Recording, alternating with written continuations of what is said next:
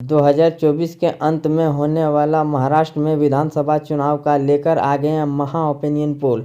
इस पोल के अनुसार आप जान पाएंगे कि कौन सी पार्टी को कितनी सीटें मिल सकती है। आइए जानते हैं रिपोर्ट के अनुसार। वीडियो के अंत तक बने रहें। चैनल को सब्सक्राइब नहीं किए हैं तो सब्सक्राइब कर लें। बात करते हैं महाराष्ट्र राज्य की, जहां पर 288 विधानसभा की सीटें हैं। सी वोटरों ने जारी कर दिया चौंकाने वाला आंकड़ा। इस आंकड़े के अनुसार आप जान पाएंगे कि कौन होगा अगला मुख्यमंत्री। क्या एकनाथ शिंदे अपना सरकार बचा पाएंगे या नहीं। बात करते हैं अहिल्यानगर, जहां पर 12 विधानसभा की सीटें हैं। 8 बीजेपी को, 3 कांग्रेस को, 1 एमएनएस को। जी हाँ दोस्तों, बात करते हैं कांग्रेस और शिवसेना की गठबंधन है, और दूसरी तरफ शिवसेना और एनडीए की गठबंधन है, जिसमें बीजेपी पार्टी शामिल है। अकोला की बात करते हैं, 5 विधानसभा की सीटें में यहाँ कांग्रेस 3 और बीजेपी को 2 सीट मिलने की संभावना जताई जा रही है। अमरावती की 8 विधानसभा की सीटों में से बीजेपी को 5 और कांग्रेस को 3 सीट मिलने की संभावना जताई जा रही है। एमएनएस और अन्य का खाता खुलता हुआ नहीं दिखाई दे रहा है। छत्रपति संभाजी नगर की बात करते हैं, जहाँ पर 9 विधानसभा की सीटें हैं। 9 में से बीजेपी को 4, कांग्रेस को 5 और 0 सीट अन्य और एमएनएस को मिल सकती है। बीड की 6 विधानसभा की सीटों में से यहाँ पर बीजेपी बढ़त बनाते हुए 5 सीट पर जीत दर्ज कर सकती है, जबकि 1 सीट पर सिर्फ कांग्रेस को संतुष्ट करना पड़ सकता है। अन्य का खाता खुलता हुआ नहीं दिखाई दे रहा। भंडारा के 3 विधानसभा की सीटों में से यहाँ पर भी बीजेपी बढ़त बनाते हुए 2 सीट पर जीत दर्ज कर सकती है, जबकि सिर्फ 1 सीट कांग्रेस गठबंधन को मिलने की संभावना जताई जा रही है।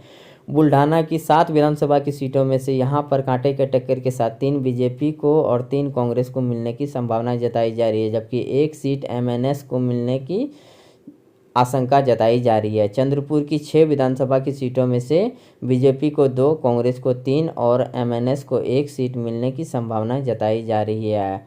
अगला जो क्षेत्र निकल के आ रहा है वो है धुले, जहां पर 5 विधानसभा की सीटें हैं। यहां पर पाँचों के 5 बीजेपी के खाते में जा सकती है। कांग्रेस गठबंधन, एमएनएस और अन्य का खाता खुलता हुआ यहाँ पर नहीं दिखाई दे रहा। स्क्रीन पर आप देख सकते हैं। गढ़चिरौली की 3 विधानसभा की सीटों में से 2 बीजेपी को, 1 कांग्रेस को मिलने की संभावना जताई जा रही है।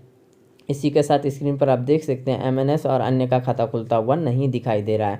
गोदिया की बात करते हैं, जहां पर 4 विधानसभा की सीटें हैं। यहां पर कांटे के टक्कर के साथ 2 बीजेपी को, 2 कांग्रेस को मिलने की संभावना जताई जा रही है। एमएनएस और अन्य का खाता खुलता हुआ यहां पर नहीं दिखाई दे रहा है। हिंगोली की 3 विधानसभा की सीटों में से बीजेपी को सिर्फ 1 सीट पर संतुष्ट करना पड़ सकता है, जबकि 2 सीट कांग्रेस जीतने में कामयाब हो सकती है। एमएनएस और अन्य का खाता खुलता हुआ यहाँ पर भी नहीं दिखाई दे रहा। जलगांव की बात करते हैं, जहाँ पर 11 विधानसभा की सीटें हैं। 11 में से बीजेपी को 8 और 3 कांग्रेस गठबंधन को मिलने की संभावना जताई जा रही है। एमएनएस और अन्य का खाता खुलता हुआ नहीं दिखाई दे रहा। जलना की 5 विधानसभा की सीटों में से यहाँ पर बीजेपी को 2 सीट मिल सकती है, जबकि 3 सीट पर बीजेपी कांग्रेस कब्जा जमा सकती है। अगला जो क्षेत्र निकल के आ रहा है कोल्हापुर, जहां पर 10 विधानसभा की सीटें हैं। यहां पर बीजेपी बढ़त बनाते हुए 8 सीट पर जीत दर्ज कर सकती है, जबकि 2 सीट कांग्रेस को मिलने की संभावना जताई जा रही है। अन्य का खाता खुलता हुआ नहीं दिखाई दे रहा। लातूर की 6 विधानसभा की सीटों की बात करते हैं, जहां पर बीजेपी को 4 और कांग्रेस को 2 सीट मिल सकती है। एमएनएस और अन्य का भी यहां पर खाता खुलता हुआ नहीं दिखाई दे रहा। अगला जो क्षेत्र निकल के आ रहा है वो है मुंबई शहर, जहां पर 10 विधानसभा की सीटें हैं। 10 में से बीजेपी को 6 और कांग्रेस को 4 सीट मिलने की संभावना जताई जा रही है। अन्य पार्टी जो क्षेत्रीय पार्टी है, खाता खुलता हुआ नहीं दिखाई दे रहा है। मुंबई की बात करते हैं, जहां पर 26 विधानसभा की सीटें हैं। यहां पर भी बीजेपी बढ़त बनाते हुए 17 सीट पर जीत दर्ज कर सकती है, जबकि 7 सीट कांग्रेस गठबंधन को मिल सकती है।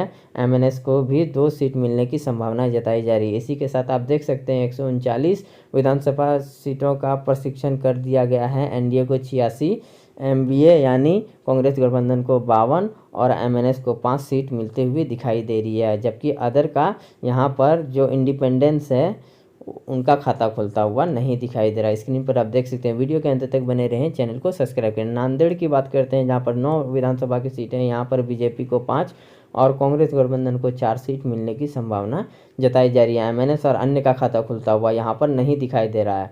नंदुरबार की 4 विधानसभा की सीटों में से यहाँ पर चारों के चारों कांग्रेस गठबंधन को जा सकती है, जबकि बीजेपी और एमएनएस और अन्य का खाता खुलता हुआ यहाँ पर नहीं दिखाई दे रहा है। इसी के साथ स्क्रीन पर आप देख सकते हैं। नासिक की बात करते हैं जहाँ पर 15 विधानसभा की सीटें हैं। यहाँ पर 15 में से बीजेपी को 6 सीट मिलने की संभावना जताई जा रही है, जबकि 9 सीट पर कांग्रेस जीत दर्ज कर सकती है। धाराशिव की बात करते हैं जहां पर 4 विधानसभा की सीटें हैं। कांटे के टक्कर के साथ 2 बीजेपी को 2 कांग्रेस को मिलने की संभावना जताई जा रही है। एमएनएस और अन्य का खाता खुलता हुआ यहाँ पर नहीं दिखाई दे रहा है। स्क्रीन पर आप देख सकते हैं। पालघर की बात करते हैं जहाँ पर 6 विधानसभा की सीटें हैं।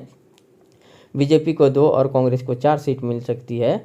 एमएनएस और अन्य का खाता खुलता हुआ यहाँ पर नहीं दिखाई दे रहा है। स्क्रीन पर आप देख सकते हैं। वीडियो के अंत तक बने रहें, चैनल को सब्सक्राइब करें। परभानी की बात करते हैं। 4 विधानसभा की सीटों यहाँ पर चारों के चारों कांग्रेस के खाते में जा सकती है, जबकि बीजेपी और अन्य का खाता खुलता हुआ नहीं दिखाई दे रहा है। पुणे की बात करते हैं जहाँ पर 21 विधानसभा की सीटें हैं। 21 में से 13 बीजेपी को और 7 कांग्रेस को मिल सकती है। एमएनएस को भी 1 सीट मिलने की संभावना जताई जा रही है। रायगढ़ की बात करते हैं जहां पर 7 विधानसभा की सीटें हैं। यहां पर बीजेपी बढ़त बनाते हुए 4 सीट पर जीत दर्ज कर सकती है, जबकि सिर्फ 3 सीट कांग्रेस गठबंधन को मिलने की संभावना जताई जा रही है। रत्नागिरी की 5 विधानसभा की सीटों में से बीजेपी को 2 और कांग्रेस बढ़त बनाते हुए 3 सीट पर जीत दर्ज कर सकती है, जबकि एमएनएस और अन्य का खाता खुलता हुआ यहाँ पर नहीं दिखाई दे रहा है।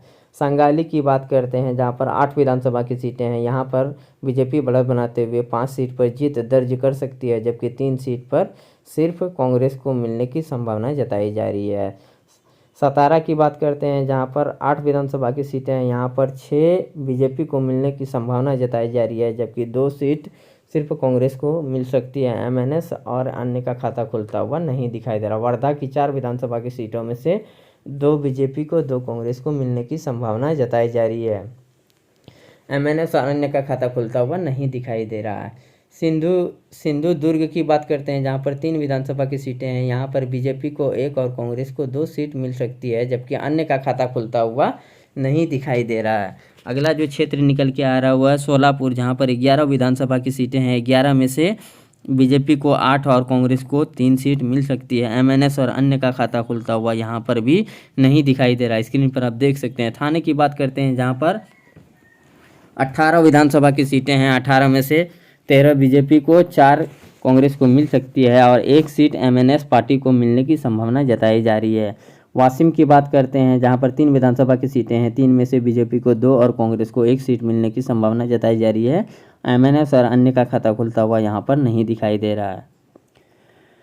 यतमाल की बात करते हैं जहां पर 7 विधानसभा की सीटें हैं। 7 में से 3 बीजेपी को, 3 कांग्रेस को, 1 एमएनएस को मिल सकती है, जबकि अन्य पार्टी का खाता खुलता हुआ नहीं दिखाई दे रहा है। स्क्रीन के पर आप देख सकते हैं कि 288 विधानसभा सीटों में से एनडीए को 168 और कांग्रेस गठबंधन को 112, एमएनएस को 8 और अदर का 0 सीट मिलते हुए दिखाई दे रहा है। इसी के साथ आप स्क्रीन पर देख सकते हैं एकनाथ शिंदे सीएम की कुर्सी बचाने में कामयाब हो सकती है। वीडियो के अंत तक बने रहने के लिए धन्यवाद।